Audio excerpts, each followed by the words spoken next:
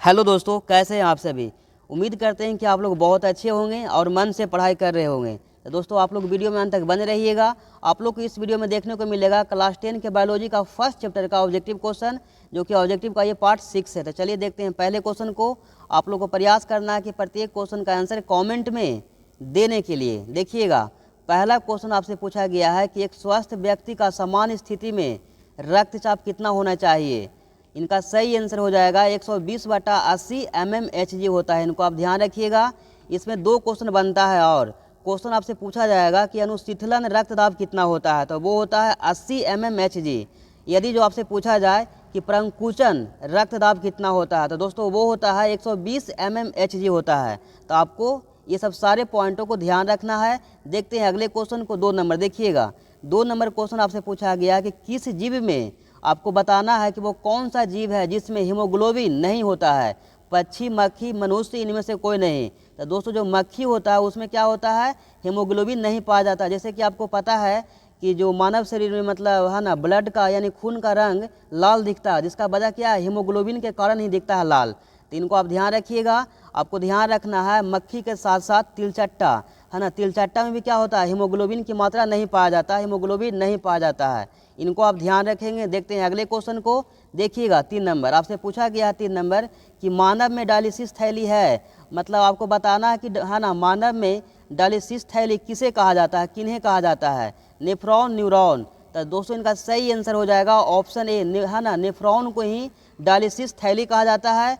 ये जो न्यूरॉन है दोस्तों, ये मानव शरीर की सबसे लंबी कोशिका है। ठीक है, मानव शरीर की सबसे लंबी कोशिका को क्या बोलते हैं, न्यूरॉन बोलते हैं। इन्हीं को बोला जाता है तंत्रिका तंत्र की कोशिका। तो इनको आपको ध्यान रखना है। देखते हैं अगले क्वेश्चन को। 4 नंबर है ना। यदि जो वीडियो आप लोग को पसंद आ रहा है तो इनको अपने फ्रेंड के भी शेयर जरूर कर दीजिएगा।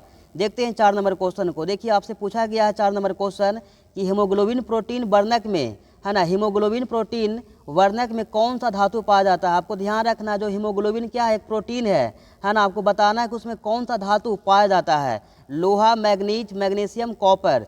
तो दोस्तों इनका सही आंसर हो जाएगा लोहा है ना। हीमोग्लोबिन में लोहा पाया जाता है जिसका परमाणु संख्या 26 होता है। इनको आप ध्यान रखिएगा। इसमें एक मेन पॉइंट और है मैग्नीशियम से संबंधित। जैसे कि आपको पता है पत्तियों का हरा रंग है जो क्लोरोफिल के वजह से दिखता हरा रंग होता है ना। क्लोरोफिल में ही मैग्नीशियम धातु पाया जाता है जिनका परमाणु संख्या 12 होता है। इनको आप ध्यान रखिएगा। देखते हैं अगले क्वेश्चन को। 5 नंबर क्वेश्चन आपसे पूछा गया है कि दांत का कठोरतम भाग है। आपको बताना है कि दांत है ना, दांत का कठोरतम भाग क्या होता है, उसे क्या कहते हैं, डेंटाइन, इनामेल, अस्थि, क्राउन।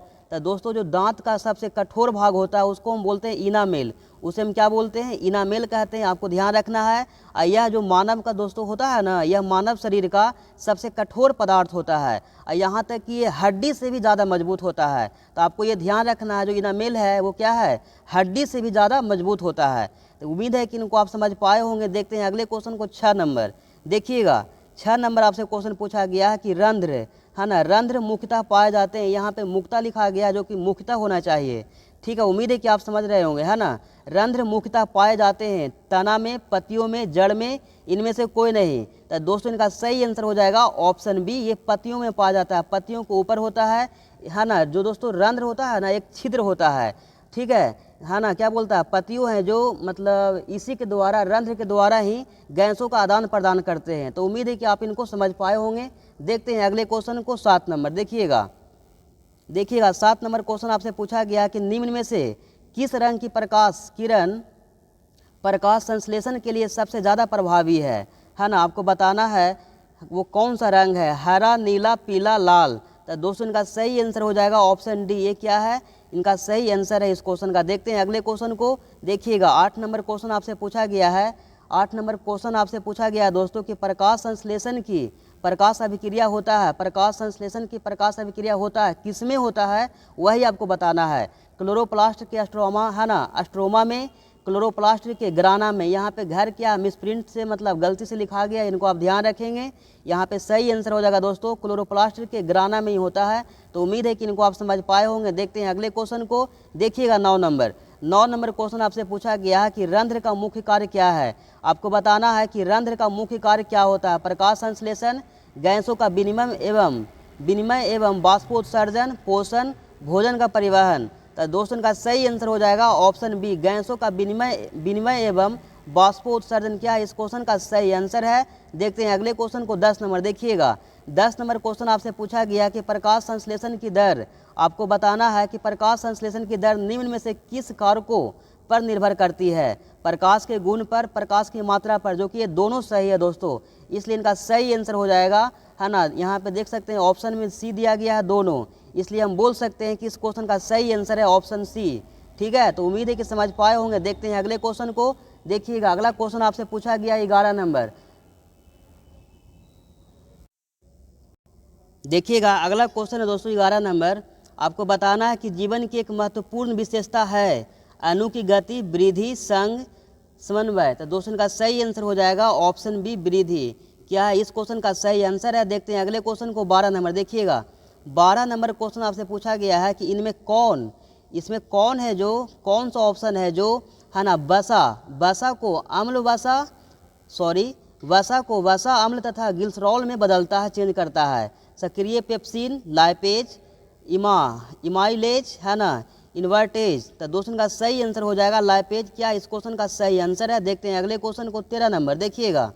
13 नंबर आपसे क्वेश्चन पूछा गया है कि निम्न में किसे, है ना, निम्न में किसे कोशिका का ऊर्जा मुद्रा के रूप में जाना जाता है। तो दोस्तों इनका सही आंसर हो जाएगा ऑप्शन ए, एटीपी, है ना। एटीपी को जानते हैं मुद्रा, है ना, ऊर्जा मुद्रा के रूप में जानते हैं। तो दोस्तों इनको बारे में आप ध्यान रख सकते हैं कि जो एटीपी का जो फुल फॉर्म होता है ना, एडेनोसिन ट्राइफॉस्फेट होता है। फिर से मैं बोल दे रहा हूँ, एडेनोसिन ट्राइफॉस्फेट। क्या है इनका पूरा नाम है, फुल फॉर्म है, आपको ध्यान रखना है। जो कि एटीपी अणुओं का निर्माण माइटोकॉन्ड्रिया में होता है। इनको आप ध्यान रखना, माइटोकॉन्ड्रिया को ही कोशिका का पावर हाउस कहा जाता है। ये सब सारे पॉइंट हैं जो बहुत ही इंपॉर्टेंट है, इनको आप ध्यान रखने का प्रयास कीजिएगा। देखते हैं अगले क्वेश्चन को। 14 नंबर देखिएगा। 14 नंबर क्वेश्चन आपसे पूछा गया है कि हृदय से रक्त को संपूर्ण शरीर में, है ना, पंप किया जाता है किसके द्वारा। फेफड़ों के द्वारा, निलय के द्वारा, अलिंदों के द्वारा, इनमें से सभी। तो दोस्तों इनका सही आंसर हो जाएगा ऑप्शन बी, ये होता है निलय के द्वारा। तो उम्मीद है कि इनको आप समझ पा रहे होंगे। देखते हैं अगले क्वेश्चन को। 15 नंबर देखिएगा। क्वेश्चन आपसे पूछा गया है 15 नंबर कि मनुष्य के सांस लेने और छोड़ने की क्रिया को क्या कहते हैं। तो दोस्तों इनका सही आंसर हो जाएगा ऑप्शन बी, श्वसन कहा जाता है। देखते हैं अगले क्वेश्चन को। 16 नंबर। यदि जो वीडियो आप लोग को पसंद आ रहा है इनको ऊपर एक लाइक कर दीजिएगा और इनको अपने फ्रेंड की भी शेयर जरूर कर दीजिएगा। देखते हैं क्वेश्चन आपसे पूछा गया है कि प्रकाश संश्लेषण क्रिया में ऑक्सीजन बाहर निकलता है, किससे निकलता है वही आपको बताना है। जल से, CO2 से, ग्लूकोज से, है ना। तो दोस्तों इनका सही आंसर हो जाएगा दोस्तों, ये निकलता है जो जल से निकलता है, यानी पानी से निकलता है। इनको आप ध्यान रखिएगा। देखते हैं अगले क्वेश्चन को। देखिएगा 17 नंबर क्वेश्चन आपसे पूछा गया है कि मनुष्य में, है ना, मनुष्य में वृक्क एक तंत्र का भाग है जो संबंधित है। तो दोस्तों ये है जो उत्सर्जन से संबंधित है, यानी कि हम बोल सकते हैं इनका सही आंसर हो जाएगा इस क्वेश्चन का ऑप्शन सी। क्या है इस क्वेश्चन का सही आंसर है उत्सर्जन। तो देखते हैं अगले क्वेश्चन को। देखिएगा अगला क्वेश्चन है दोस्तों जो आपसे पूछा गया है ना, 18 नंबर क्वेश्चन पूछा गया है आपसे कि मानव रक्त में उपस्थित यूरिया की सामान्य मात्रा कितना होता है।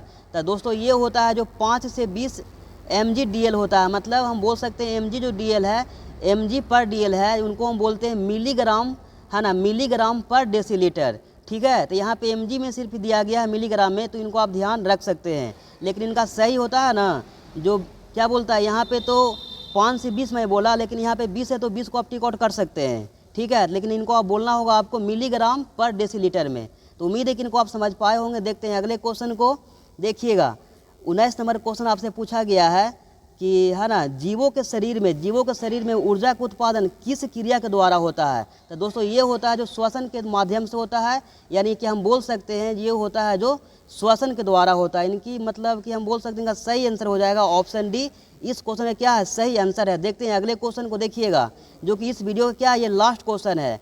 क्वेश्चन आपसे पूछा गया है कि वे सारी क्रियाएं जिनके द्वारा, है ना, क्वेश्चन है कि वे सारी क्रियाएं जिनके द्वारा जीवों का अनुरक्षण होता है ना, वो क्या कहलाता है। तो दोस्तों इनका सही आंसर हो जाएगा ऑप्शन सी, जय प्रक्रम। तो दोस्तों उम्मीद है कि आप लोग को ये वीडियो समझ में आया होगा।